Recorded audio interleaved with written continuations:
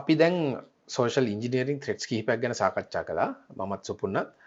දැන් මේ කීපය අතරේ අපි කොහොමද මේවා හඳුනාගන්නේ කියන එක ගැන අපි පොඩ්ඩක් දැනගමු කතා කරමු. ඇත්තටම අපිට මේ වගේ සෝෂල් ඉංජිනීරින් ඇටැක් එකක් සිද්ධ වෙන්න යනවා කියන එක අඳුනගන්න අපි පොඩ්ඩක් සූක්ෂමව මේ සමහර දේවල් දිහා බලන්න ඕනේ. උදාහරණයක් විදිහට ඊමේල් එකක් අපිට ලැබෙනවා නම් යම් කිසි පුද්ගලයෙක් අපිට ඊමේල් එකක් එවනවා වෙන්න පුළුවන්. අපි දන්නා කියන බොහොම ලෙජිටිමේට් වෙබ්සයිට් එකක් එහෙම නැත්නම් ආයතනයක නමින්. ඒ ඊමේල් එක දැක්ක සැනින් සමහර විට කෙනෙක් වික්ෂිප්ත වෙනවා. එහෙම නැත්නම් සමහර විට කෙනෙක් බය වෙනවා. මේ මගේ යම් කිසි account එකක් සම්බන්ධව තමයි මේ කියලා තියෙන්නේ. සල්ලි ඉල්ලලා තියෙනවා. එහෙම නැත්නම් අපේ දත්ත ඉල්ලලා තියෙනවා. ඉතින් මේක දැක්ක සැනින් සමහර විට කෙනෙක් මේ දත්ත ඒ මොහොතේම ලබා දෙනවා. හැබැයි මේ කාරණාව කරන්න කලින් අපි යමක් ඒ කියන විදිහට මේ ඇක්ටිවිටි එක අපි කරන්න කලින් පොඩ්ඩක් බලන්න ඕනේ මේ එවලා තියෙන ඊමේල් එක හෝ ෆෝන් නම්බර් එක සම්බන්ධයෙන්.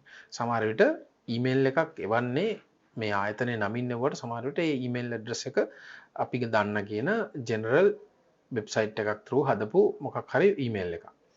එහෙම නැත්නම් අපිට නිතර ඊමේල් එන අපේ බැංක් එකකින් වෙන්න පුළුවන්. එහෙම නැත්නම් අපේ යම්කිසි අපි පේමන්ට් සම්බන්ධව කටයුතු කරන වෙන ආයතනයකින් වෙන්න පුළුවන්. නිතරම ඊමේල් එන ඇඩ්‍රස් එකකින් නෙවෙයි වෙනත් ඇඩ්‍රස් එකකින් තමයි අවිල්ලා තියෙන්නේ. ඉතින් ඒ වගේ අවස්ථාවලදී අපි පොඩ්ඩක් කල්පනාකාරී වෙන්න ඕනේ.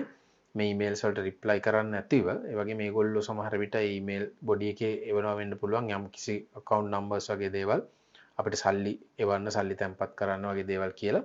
ඉතින් ඒ වගේ දේවල් වලට නොයා බොහොම සැලකිලිමත් වෙන්න ඕනේ මේ වෙබ් අඩවිය අපි හඳුනා ගන්න. එහෙම නැත්නම් මේ ඊමේල් ඇඩ්‍රස් එක ඇවිල්ලා තියෙන මොන වගේ තැනකින්ද කියලා විමසිල්ලෙන් බලන්න මුලින්ම පළවෙනි අවස්ථාවේදී මේක ඉතාම වැදගත්. ඒ වගේම තමයි අපිට යම්කිසි තරඟාවලියක් ගැන එහෙම නැත්නම් අපි තරඟයකින් ජයග්‍රහණය කළායි කියන පණිවිඩය අරගෙන සමහර විට ෆෝන් එකට SMS එකක් නැත්නම් WhatsApp message එකක් එහෙමත් නැත්නම් ඊමේල් එකක් හරි එන්න පුළුවන්.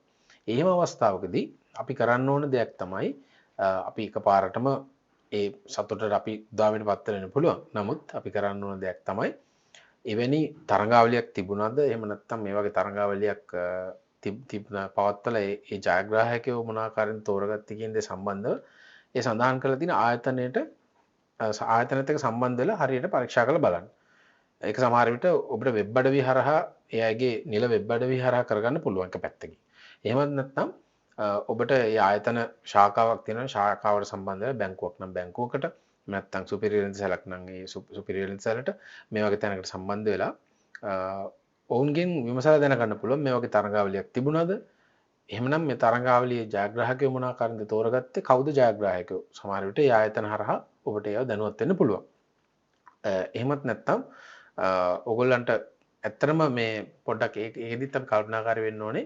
දැන් ඇත්තටම තරඟාවලියක් පවත්වලා ජයග්‍රාහකයන් ඉදිරිපත් කරනවා නම් ප්‍රකාශයටපත් කරනවා නම් ඒ අය මේ වගේ WhatsApp පණිවිඩ හරහා ඊමේල් හරහා වගේ නිකන් අර හැංගි හොරා මේ වැඩේ කරන්නේ නැහැ. ඒ කරනවා නම් මේක බොහොම වාණිජමය අරමුණක් ඇතිව ලොකු වෙළඳ දැන්වීම් රූපවාහිනී වෙන්න පුළුවන්, පුවත්පත්වල වෙන්න පුළුවන් පළ කරලා ඒක බොහොම මහා පරිමාණයෙන් කරනවා.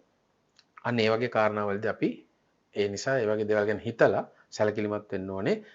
අපිට අම්මාකාරක ඊමේල් පණිවිඩයක් හෝ මැසේජ් එකක් හෝ ආවොත් එතනින් එහාට මොකක් හරි ඒගොල්ලෝ කියන දේම කරන්න උත්සාහ නොකර අර වගේ ආයතනත් එක්ක සම්බන්ධ වෙලා නැත්නම් වෙබ් අඩවි හරහා අපි පරීක්ෂා කරලා බලන්න ඕනේ මේක ඇත්තක්ද බොරුක්ද කියන එක මුලින්ම.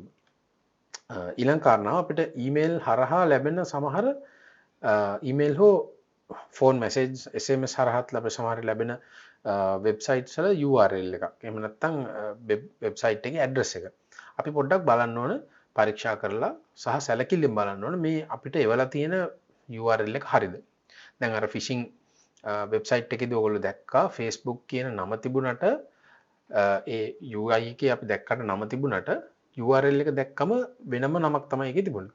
ඒ වගේ ගොඩක් වෙලාවට අපි දන්න කියන courier services වල numbers ඒ වගේම තව විවිධ ආයතන වල නම් වෙනුවට ඒගොල්ලෝ පාවිච්චි කරලා තියෙන්නේ සමහර විට ඒ නමම ඊටාම ළඟින් යන බොහොම සමාන නමක් සමහර විට අර අපි දන්න කියන ආයතනයේ අකුරු ඒ නමේ අකුරු කීපයක් අඩුයි. ඉතින් මේ තියෙන මේ වගේ උදාහරණ කීපයක් ඉතින් මේව සැලකිල්ලෙන් බැලුවොත් තමයි ගොඩක් වෙලාවට කෙනෙකුට පේන්නේ ඉතින් ඒ වගේ දේවල් ගැන ඔයගොල්ලෝ සැලකිලිමත් බලන්න ඕනේ. යම් ඊමේල් එක රිප්ලයි කරන්න ලින්ක් එකකට විසිට් කරන්න කලින් පොඩ්ඩක් මේව චෙක් කරලා බලන්න සැලකිල්ලෙන්. එතකොට අපිට අඳුර ගන්න පුළුවන් මේක ඇත්ත පණිවිඩයක්ද බොරු එකක්ද කියලා. ඊළඟට සමහර අවස්ථාවලදී අපිට සඳහන් කරන අවශ්‍යතාව වෙනුවෙන් අපි ලබා දෙන තොරතුරු මේ ඇත්තටම අවශ්‍යද කියන සැකය මතුවෙනවා. සමහර දේවල් තියෙනවා. දැන් උදාහරණයකට අපි සමහර apps install කරගන්නවා. මේ app එක සමහර විට අපේ ෆෝන් එක ඇතුලේ මෙයා වැඩ කරන්න පටන් ගන්නකොට එයා අපෙන් access ඉල්ලන සමහර දේවල් වලට සමහරට ෆෝන් contacts වලට වෙන්න පුළුවන්. උදාහරණයක් dictionary එකක් කියලා දැන් මේ dictionary එක අපේ ෆෝන් එකේ එයා run වෙන්න පටන් ගන්න අවස්ථාවේදී අපේ contact details වලට සහ gallery එකට වගේ දේවල් වලට access ඉල්ලනවා. නැත්නම් camera එකට access ඉල්ලනවා. ඉතින් අපි සැලකිලිමත් වෙන්න ඕනේ. ඇත්තටම dictionary එකකට ඒ වගේ දත්ත අවශ්‍යද? තොරතුරු අපෙන් ගන්න අවශ්‍යද? අන්න ඒ වගේ තරමක් අපි කල්පනාකාරී වෙන්න ඕනේ. විශේෂයෙන්ම අපේ තොරතුරු ෂෙයා කරගන්න අවස්ථාවලදී සමහර Google Forms පුරවන්න අපිට ලැබෙන අවස්ථාවල් තියෙනවා. එහෙම නැත්නම් වෙනත් වෙබ් අඩවිවලදී අපෙන් තොරතුරු ඉල්ලන අවස්ථාවන් තියෙනවා.